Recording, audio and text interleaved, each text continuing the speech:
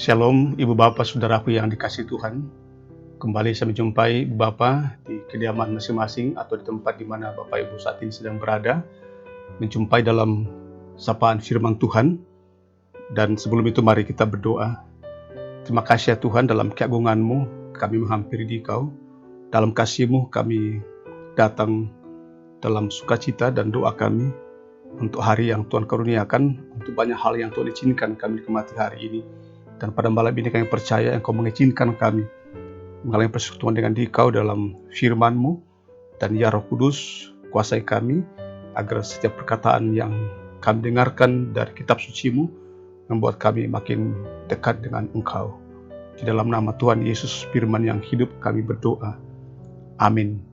Saudara, tema kita pada malam ini diberi judul Orang Mati Tidak Dapat Mengundang. Sekali lagi, orang mati tidak dapat mengundang.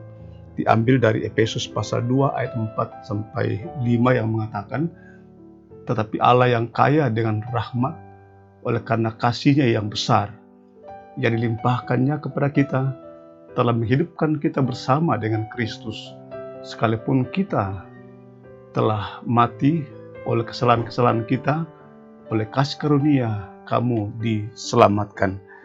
Saudara, pada hakikatnya kemanusiaan kita atau realita kita adalah manusia yang berontak dan melawan Allah, dan kita sama sekali tidak mampu kembali kepadanya.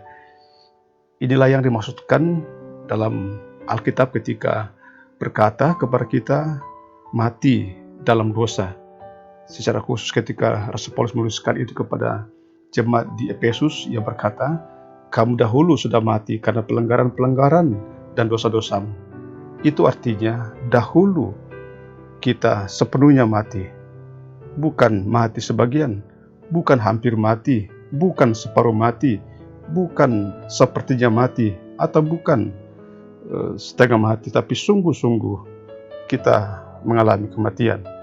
Jadi bagaimana mungkin seorang yang sudah mati memberi undangan kepada orang hidup untuk memberinya kehidupan? Saudaraku yang baik dan yang terkasih dalam Tuhan, kita menyadari bahwa Yesus yang mengundang kita untuk masuk ke dalam kehidupan ini adalah perkara yang luar biasa.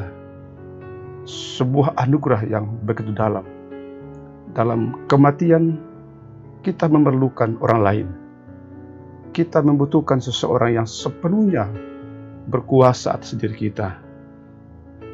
Kita membutuhkan suara yang berkuasa memanggil kita, menghidupkan kita.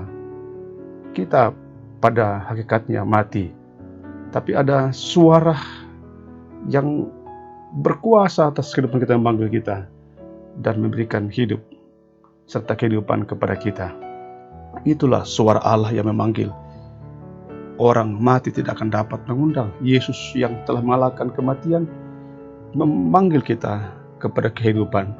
Dan kalau kita membaca kisah penting dalam Alkitab, kita menemukan bagaimana inisiatif penuh kasih karunia Allah memanggil kita kepada kehidupan.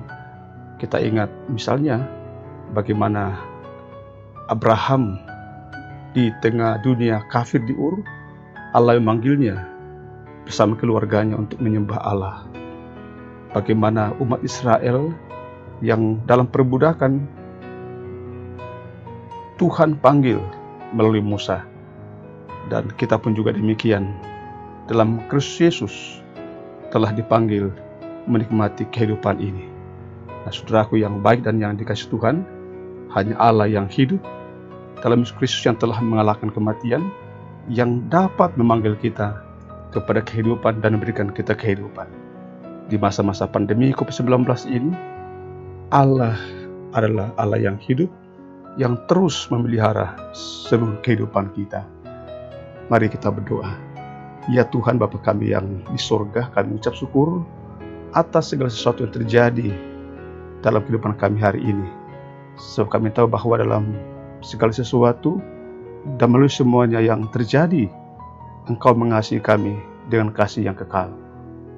Kami mengucap syukur pula untuk setiap keberhasilan yang membuat kami merasa bangga, dan juga atas setiap kegagalan yang membuat kami lebih rendah hati lagi. Dan kami mengucap syukur buat siapa saja yang hari ini boleh menjadi bagian tak terpisahkan dalam kehidupan kami, untuk bisa melewati hari ini dalam topangan-Mu. Dan pada malam ini kami selalu mengingat dalam doa kami saudara kami yang bergumul karena sakit, yang sedang dirawat di rumah sakit, dan yang sedang isolasi mandiri tempat-tempat di mana saudara kami berjuang. Untuk orang tua kami dalam usia lanjut, bagi yang tinggal bersama kami maupun yang ada di kampung halaman kami masing-masing.